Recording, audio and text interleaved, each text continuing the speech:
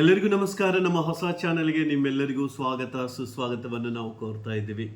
ವೀಕ್ಷಕರೇ, ನಮ್ಮ ಈ ಚಾನಲಲ್ಲಿ ಅಡುಗೆಗೆ ಸಂಬಂಧಪಟ್ಟ ಅನೇಕ ವಿಷಯಗಳನ್ನು ನಾನು ನಿಮಗೆ ಹೇಳಿಕೊಡ್ತೀನಿ ಮತ್ತು ಅನೇಕ ಟಿಪ್ಸ್ಗಳನ್ನು ಕೂಡ ಹೇಳಿಕೊಡ್ತೀನಿ.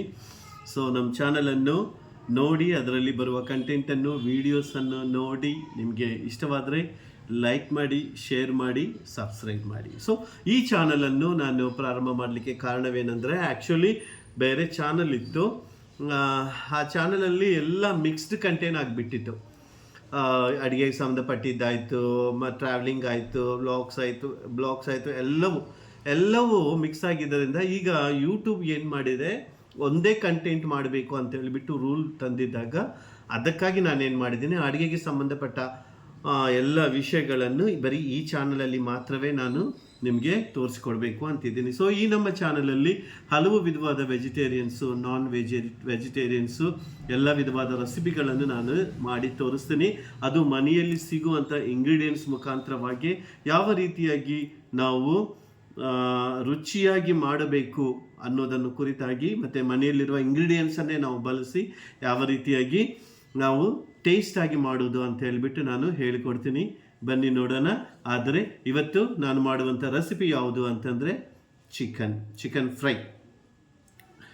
ಫ್ರೈ ಅಂತಂದರೆ ತುಂಬ ಸಾರು ಟೈಪ್ ಮಾಡೋದಲ್ಲ, ಅದು ಗ್ರೇವಿಯಾಗಿ ಮಾಡೋದು, ರುಚಿಯಾಗಿ ಯಾವ ರೀತಿಯಾಗಿ ಮಾಡೋದು, ಯಾವ ಇಂಗ್ರೀಡಿಯೆಂಟನ್ನು ನಾವು ಬಳಸ್ತಾ ಇದ್ದೀವಿ ಅಂತ ಹೇಳಿಬಿಟ್ಟು ನಾನು ನಿಮಗೆ ಹೇಳಿಕೊಡ್ತೀನಿ. ಬನ್ನಿ ನೋಡೋಣ.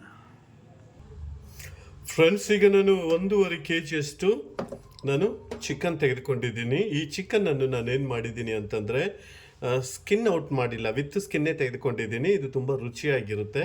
ಆಮೇಲೆ ಇದನ್ನು ತೆಗೆದುಕೊಂಡು ಇದನ್ನು ನಾನು ಸುಡಲಿಕ್ಕೆ ಹೇಳಿದೆ. ನಾನು ಇದರಲ್ಲಿ ಯಾವುದೇ ವಿಧವಾದ ಇದು ಇಲ್ಲದಂತೆ ಚೆನ್ನಾಗಿ ಇದನ್ನು ಸುಡಲಿಕ್ಕೆ ಹೇಳಿದ್ದೀನಿ. ಚೆನ್ನಾಗಿ ಅವರು ಸುಟ್ಟು ಕೊಟ್ಟಿದ್ದಾರೆ. ಈ ರೀತಿಯಾಗಿ ಸುಟ್ಟಿದ್ದ ಒಂದು ಚಿಕನ್ ಏನಿದೆಯಲ್ಲ, ನಿಜವಾಗ್ಲೂ ತುಂಬ ಚೆನ್ನಾಗಿ ರುಚಿಯಾಗಿರುತ್ತೆ. ನೀವು ಈ ರೀತಿಯಾಗಿ ಅಂಗಡಿಗೆ ಏನಾದರೂ ಹೋಗೋದಾದರೆ ಒಂದ್ಸತೆ ಈ ರೀತಿಯಾಗಿ ಚಿಕನ್ ಸುಟ್ಟು ಕೊಡಲಿಕ್ಕೆ ಹೇಳಿ. ಅದು ಸುಟ್ಟು ಕೊಟ್ಟು ಅದನ್ನು ಫ್ರೈ ಟೈಪ್ ಮಾಡುವಾಗ ಅಥವಾ ಗ್ರೇವಿ ಟೈಪ್ ಮಾಡುವಾಗ ನಿಜವಾಗ್ಲೂ ಚೆನ್ನಾಗಿರುತ್ತೆ. ಸೊ ಇದನ್ನು ಫಸ್ಟ್ ಚಿಕನ್ 1.5 kg ತೆಗೆದುಕೊಂಡು ನಾನು ಚೆನ್ನಾಗಿ ತೊಳೆದು ಬಿಟ್ಟು ಈ ರೀತಿಯಾಗಿ ಇಟ್ಕೊಂಡಿದ್ದೀನಿ. ಸೊ ಇದಕ್ಕೆ ಯಾವ್ಯಾವ ಇಂಗ್ರೀಡಿಯೆಂಟನ್ನು ಹಾಕಿ ನಾನು ಮ್ಯಾರಿನೇಷನ್ ಮಾಡಬೇಕು ಅಂತೇಳಿ ನಾನು ಈಗ ನಿಮಗೆ ಹೇಳಿಕೊಡ್ತೇನೆ. ಮೊದಲನೇದಾಗಿ ಒಂದು ಅರ್ಧ ಲಿಂಬೆಯನ್ನು ತೆಗೆದುಕೊಂಡಿದ್ದೀನಿ. ಇದನ್ನು ಬೀಜ ಇದರಲ್ಲಿ ಬೀಳದಂತೆ ಏನು ಮಾಡಬೇಕು ಅಂತಂದರೆ, ಇದನ್ನು ಲಿಂಬೆ ಹುಳಿಯನ್ನು ನಾವು ಈ ರೀತಿಯಾಗಿ ಹಿಂಡ್ಕೋಬೇಕು. ಬೀಜ ಸಾರಲ್ಲಿ ಬೀಳಬಾರ್ದು ಅಥವಾ ನಾವು ಮಾಡುವ ಪದಾರ್ಥದಲ್ಲಿ ಬೀಳಬಾರ್ದು, ಕಹಿ ಬರುತ್ತೆ. ಅದಕ್ಕಾಗಿ ಈ ರೀತಿಯಾಗಿ ಸ್ಟ್ರೈನರ್ ತಗೊಂಡು ಒಂದು ಅರ್ಧ ಲಿಂಬೆಯನ್ನು ಇದಕ್ಕೆ ಹಾಕಿದ್ದೀನಿ. ನಂತರ ಇದು ಕೇವಲ ಮ್ಯಾರಿನೇಷನ್ಗೆ ಮಾತ್ರವೇ, ಸಾರು ಮಾಡುವಾಗ ಬೇರೆ ಇರುತ್ತೆ. 1 ಸ್ಪೂನಷ್ಟು ನಾನು 1.5 ಸ್ಪೂನಷ್ಟು ನಾನು ಅಚ್ಚ ಖಾರದ ಪುಡಿ ಹಾಕಿದ್ದೀನಿ. ಇದು ಮನೆಯಲ್ಲೇ ಕುಟ್ಟಿಸಿದ್ದು. ನಂತರ ಒಂದು ಅರ್ಧ ಸ್ಪೂನಷ್ಟು ನಾನು ಉಪ್ಪನ್ನು ಹಾಕ್ತಾ ಇದ್ದೀನಿ. ಮತ್ತು ಪದಾರ್ಥ ಮಾಡುವಾಗೆಲ್ಲ, ಸಾರು ಮಾಡುವಾಗೆಲ್ಲ ಉಪ್ಪು ಬೇಕಾಗುತ್ತೆ. ಅದಕ್ಕಾಗಿ ನಾನು ಅರ್ಧ ಸ್ಪೂನಷ್ಟೇ ಹಾಕಿದ್ದೀನಿ. ಈಗ 1 ಸ್ಪೂನಷ್ಟು ನಾನು ಧನಿಯಾ ಪೌಡ್ರ್ ಹಾಕಿದ್ದೀನಿ. ಮತ್ತು ಒಂದು ಅರ್ಧ ಸ್ಪೂನಷ್ಟು ಅರಿಶಿನ ಪೌಡ್ರನ್ನು ನಾನು ಹಾಕ್ತಾ ಇದ್ದೀನಿ. 1 ಸ್ಪೂನಷ್ಟು ಶುಂಠಿ ಬೆಳ್ಳುಳ್ಳಿ ಪೇಸ್ಟನ್ನು ನಾನು ಹಾಕ್ತಾ ಇದ್ದೀನಿ. ಸೊ ಇವೆಲ್ಲ ಇಂಗ್ರೀಡಿಯೆಂಟ್ಸನ್ನು ಎಲ್ಲ ಪೀಸಸ್ಗೆ ಅಂಟಿಕೊಳ್ಳೋ ರೀತಿಯಲ್ಲಿ ಚೆನ್ನಾಗಿ ಇದನ್ನು ಮಿಕ್ಸ್ ಮಾಡಬೇಕು. ಚೆನ್ನಾಗಿ ಮಿಕ್ಸ್ ಮಾಡಿಬಿಟ್ಟು ಒಂದು ಹಾಫ್ ಆನ್ ಅವರ್ ನೀವು ಬಿಟ್ಟರೆ ಇದೆಲ್ಲ ಚೆನ್ನಾಗಿ ಉಪ್ಪು, ಖಾರ, ಆನಂತರ ಶುಂಠಿ ಬೆಳ್ಳುಳ್ಳಿ ಪೇಸ್ಟು ಎಲ್ಲವೂ ಪೀಸಸ್ಗೆ ಅಂಟಿಕೊಂಡು ನಾವು ಮಾಡುವಂಥ ಗ್ರೇವಿ ಅದದು ತುಂಬ ರುಚಿಯಾಗಿ ಬರುತ್ತೆ. ಸೊ ಇದನ್ನು ಚೆನ್ನಾಗಿ ಇನ್ನೊಂದು ಸತಿ ನಾನು ಮಿಕ್ಸ್ ಮಾಡಿ ಇಟ್ಟಿರ್ತೀನಿ. ಈಗ ಒಲೆ ಹಚ್ಚಿ ಒಂದು ಪ್ಯಾನ್ ಇಟ್ಬಿಡೋಣ.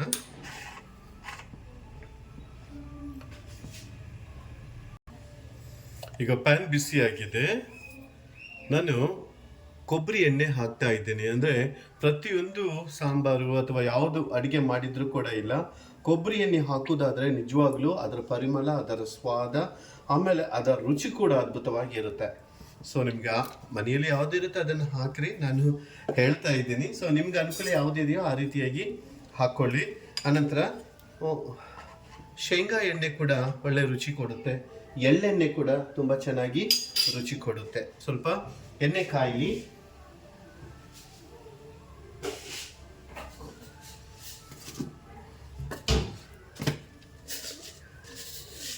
ಸೊ ಎಣ್ಣೆ ಚೆನ್ನಾಗಿ ಕಾದಿದೆ. ನಾನು ಸ್ವಲ್ಪ ಸಾಸಿವೆ ಹಾಕ್ತಾ ಇದ್ದೀನಿ.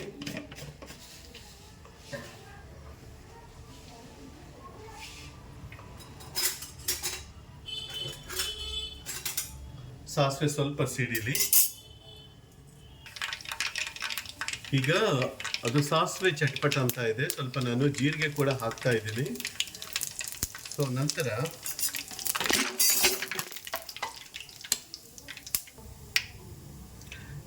ಈಗ ಸ್ವಲ್ಪ ಈರುಳ್ಳಿ, ಕರಿಬೇವು, ಆನಂತರ ಹಸಿಮೆಣಸಿನಕಾಯಿ ಒಂದು 4 ಹಾಕೋಣ. ಇದು ಚೆನ್ನಾಗಿ ಫ್ರೈ ಆಗಬೇಕು.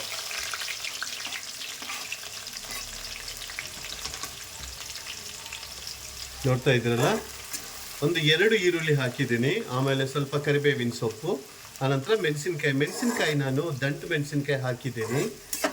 ಅದು ಕಡ್ಡಿ ಮೆಣಸಿನಕಾಯಿ ಅಂತಾರೆ. ಅದು ಚಿಕ್ಕದಾಗಿದ್ದರೂ ಕೂಡ ತುಂಬ ಖಾರ ಇರುತ್ತೆ.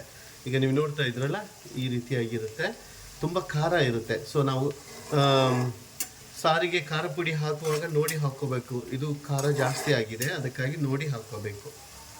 ಹೈ ಫ್ಲೇಮಲ್ಲಿಟ್ಟು ಇದು ಚೆನ್ನಾಗಿ ಫ್ರೈ ಆಗಬೇಕು.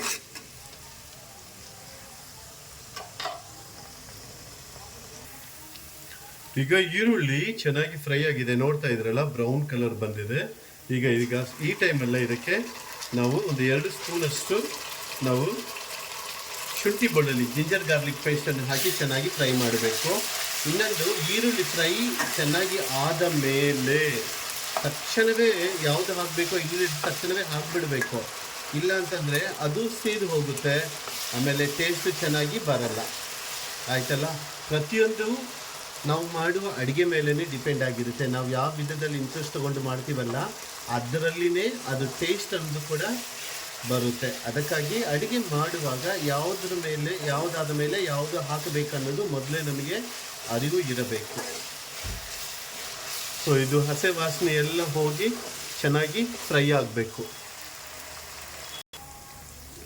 ಈಗ ಹಸೆ ವಾಸನೆ ಎಲ್ಲ ಹೋಗಿ ಬ್ರೌನ್ ಕಲರ್ ಬಂದಿದೆ ನೋಡಿ, ಫ್ರೈ ಆಗಿದೆ ಚೆನ್ನಾಗಿ. ಆಮೇಲೆ ಪರಿಮಳ ಕೂಡ ಚೆನ್ನಾಗಿ ಬರ್ತಾ ಇದೆ.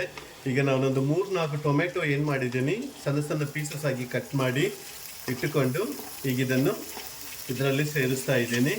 ಇದು ಟೊಮೆಟೊ ಎಲ್ಲ ಚೆನ್ನಾಗಿ ಮೆತ್ತಗೆ ಆಗಬೇಕು. ಅರ್ಥ ಆಯ್ತಲ್ಲ?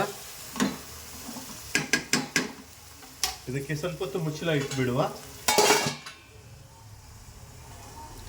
ಬೇಗ ಟೊಮೆಟೊ ಆಯಿತು, ಈರುಳ್ಳಿ ಆಯಿತು, ಮೆತ್ತಗಾಗಬೇಕು ಅಂತಂದರೆ ಒಂದು 1/2 ಸ್ಪೂನು ನೀವೇನು ಮಾಡಬೇಕು, ಉಪ್ಪನ್ನು ಇದಕ್ಕೆ ಹಾಕಬೇಕು. ನೋಡಿ ಎಷ್ಟು ಬೇಗ ಮೆತ್ತಗಾಗುತ್ತೆ ನೋಡಿ. ಅಂದರೆ ಇದರಲ್ಲಿರುವ ನೀರಿನ ಕ್ವಾಂಟಿಟಿ ಎಲ್ಲ ಹೊರಗಡೆ ಬಂದು ಬೇಗ ಮೆತ್ತಗಾಗಿಬಿಡುತ್ತೆ. ಸೊ ಈಗ ನೋಡಿ, ವಿದಿನ್ 1-2 ಮಿನಿಟ್ಸಲ್ಲೇ ಎಲ್ಲ ಮೆತ್ತಗಾಗಿಬಿಡುತ್ತೆ ನೋಡಿ. ಮುಚ್ಚಳ ಹಾಕಿಬಿಡಿ. ಈಗ ನೋಡೋಣ. ನೋಡ್ತಾ ಇದ್ರಲ್ಲ ಎಷ್ಟು ಸಾಫ್ಟ್ ಆಗಿದೆ ಅಂತೇಳಿ ನೋಡಿ. ಅದಕ್ಕೆ ಬೇಗ ಈರುಳ್ಳಿ ಆಯಿತು, ಟೊಮೆಟೊ ಆಯಿತು ಆಗಬೇಕು ಅಂತಂದರೆ ಸ್ವಲ್ಪ ಉಪ್ಪನ್ನು ಹಾಕಬೇಕು. ಸೊ ಈಗ ಒಳ್ಳೆ ಕನ್ಸಿಸ್ಟೆನ್ಸಿ ಬಂದಿದೆ, ಮೆತ್ತಗೂ ಆಗಿದೆ. ಈಗ ಫ್ಲೇಮ್ ಅನ್ನೋದು ಕಡಿಮೆ ಮಾಡ್ಕೋಬೇಕು, ಹೈ ಫ್ಲೇಮ್ ಇಡಬಾರ್ದು. ಈಗ ಇದಕ್ಕೆ ನಾವು ಮ್ಯಾರಿನೇಷನ್ ಮಾಡಿ ಇಟ್ಟುಕೊಂಡಿದ್ದೀವಲ್ಲ ಚಿಕನ್ನು, ಅದನ್ನು ಇದಕ್ಕೆ ಪೂರ್ತಿಯಾಗಿ ಸುರಿದು ಬಿಡಿ. ಎಸ್, ಪೂರ್ತಿಯಾಗಿ ಸುರಿದ ಮೇಲೆ ಒಂದು ಸತೆ ಈ ರೀತಿಯಾಗಿ ಎಲ್ಲ ಸ್ವಲ್ಪ ಟೊಮೆಟೊ, ಈರುಳ್ಳಿ ಅವೆಲ್ಲ ಇದ್ದಾವಲ್ಲ, ಸ್ವಲ್ಪ ಮಿಕ್ಸ್ ಕೊಡಿ. ಮಿಕ್ಸ್ ಕೊಟ್ಟ ನಂತರ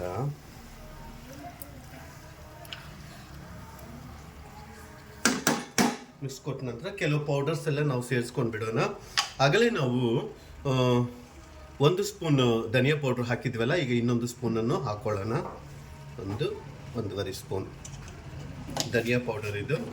ಅನಂತರ ಉಪ್ಪು ನಾವು ಮ್ಯಾರಿನೇಷನ್ಗೆ ಹಾಫ್ ಹಾಕ್ಕೊಂಡಿದ್ವಿ. ಅನಂತರ ಈರುಳ್ಳಿ ಫ್ರೈ ಆಗಲಿಕ್ಕೆ ಹಾಫ್ ಹಾಕ್ಕೊಂಡಿದ್ವಿ. ಈಗ ಸ್ವಲ್ಪ ಹಾಫ್ ಹಾಕ್ಕೊಂಡು ಬಿಡೋಣ.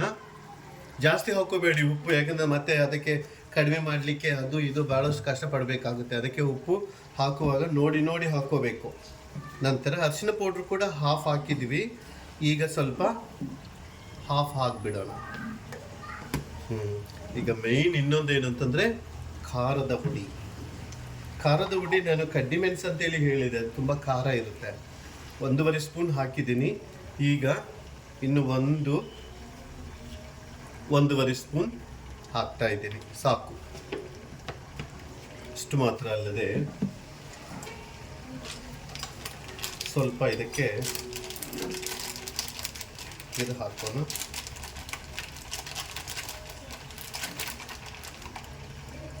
ಸ್ವಲ್ಪ ಗರಂ ಮಸಾಲೆ ಪೌಡ್ರ್ ಕೂಡ ನಾನು ಹಾಕ್ತಾ ಇದ್ದೀನಿ. ಮತ್ತು ಇನ್ನೊಂದು ಐಟಮ್ ಏನು ಅಂತಂದರೆ ಕಸೂರಿ ಮೆಂತ್ಯವನ್ನು ಸ್ವಲ್ಪ ತೆಗೆದುಕೊಂಡಿದ್ದೀನಿ.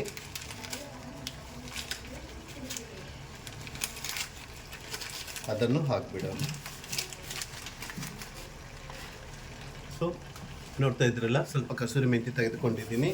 ಇದನ್ನು ಈ ರೀತಿಯಾಗಿ ಪೌಡ್ರ್ ಮಾಡಿ ಹಾಕ್ಕೊಂಡ್ಬಿಡಬೇಕು. ಸೊ 1 ಸ್ಪೂನ್ ತಗೊಂಡು ಎಲ್ಲವನ್ನು ಚೆನ್ನಾಗಿ ಮಿಕ್ಸ್ ಕೊಡಬೇಕು. ನಾವು ಹಾಕಿದ ಎಲ್ಲ ಪೌಡರ್ಸು ಪ್ರತಿಯೊಂದು ಪೀಸ್ಗೆ ಕೂಡ ಅಂಟಿಕೊಳ್ಳುವ ರೀತಿಯಲ್ಲಿ ಚೆನ್ನಾಗಿ ಒಂದು ಮಿಕ್ಸ್ ಕೊಟ್ಬಿಡಬೇಕು.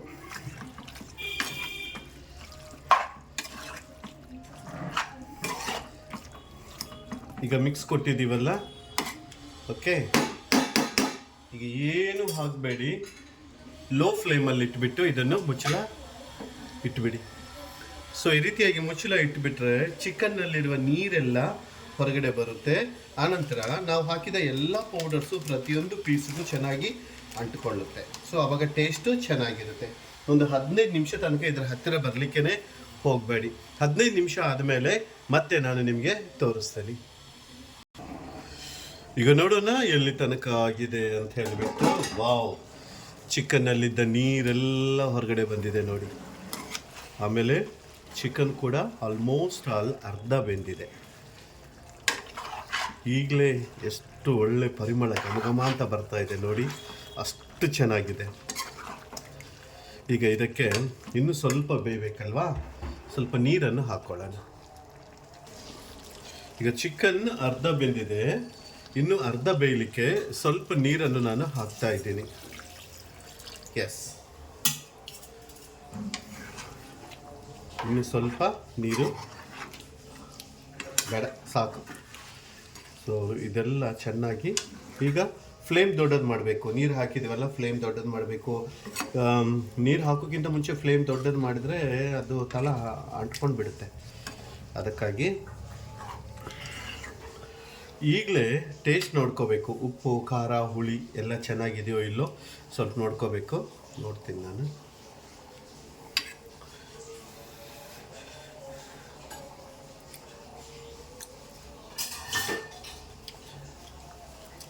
ಎಸ್, 100% ಎಲ್ಲ ಕರೆಕ್ಟ್ ಆಗಿದೆ.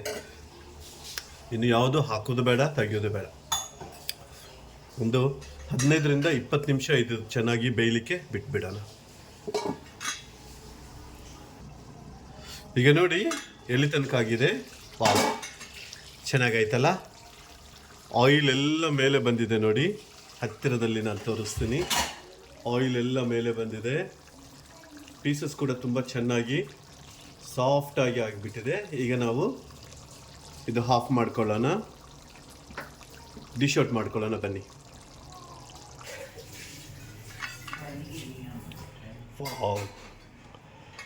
100% ಪರ್ಫೆಕ್ಟ್ ಆಗಿದೆ ಕಣ್ರಿ. ಇದೇ ರೀತಿಯಾಗಿ ನೀವು ಕೂಡ ಮಾಡಿ. ಸೊ ಜಾಸ್ತಿ ಇಂಗ್ರೀಡಿಯೆಂಟ್ಸ್ ನಾನು ಏನೂ ಹಾಕಲಿಲ್ಲ, ಆದರೂ ಕೂಡ ಮನೆಯಲ್ಲಿರುವ ವಸ್ತುಗಳನ್ನೇ ಬಳಸಿ ನಾವೇನು ಮಾಡಿದ್ದೀವಿ, ಈ ರೀತಿಯಾಗಿ ಚಿಕನ್ ಸಾರು ಅನ್ನೋದು ಮಾಡಿದ್ದೀನಿ. ಗ್ರೇವಿಯಾಗಿ ಮಾಡ್ಬೋದು. ನಾನು ಇದಕ್ಕೆ ಕೋಕೋನಟ್ ಹಾಕೇ ಇಲ್ಲ, ಕೊಬ್ಬರಿ ಅನ್ನೋದು ಹಾಕೇ ಇಲ್ಲ, ಆದರೂ ಕೂಡ ಚೆನ್ನಾಗಿರುತ್ತೆ. ಒಂದು ಸತಿ ಟ್ರೈ ಮಾಡಿ. ಈಗ ನಾವು ಇದನ್ನು ಡಿಶ್ ಔಟ್ ಮಾಡ್ಕೊಳ್ಳೋಣ.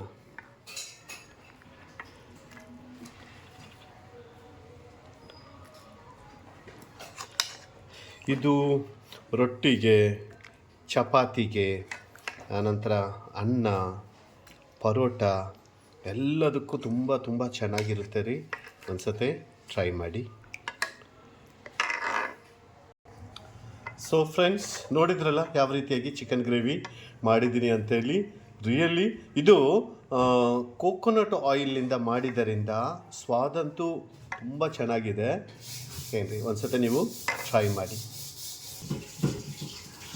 ಓಕೆ ಫ್ರೆಂಡ್ಸ್, ಇವತ್ತು ನೋಡಿದ್ರಲ್ಲ ಯಾವ ರೀತಿಯಾಗಿ ಚಿಕನ್ ಗ್ರೇವಿ ಮಾಡಿದ್ದೀನಿ ಅಂತ ಹೇಳಿಬಿಟ್ಟು.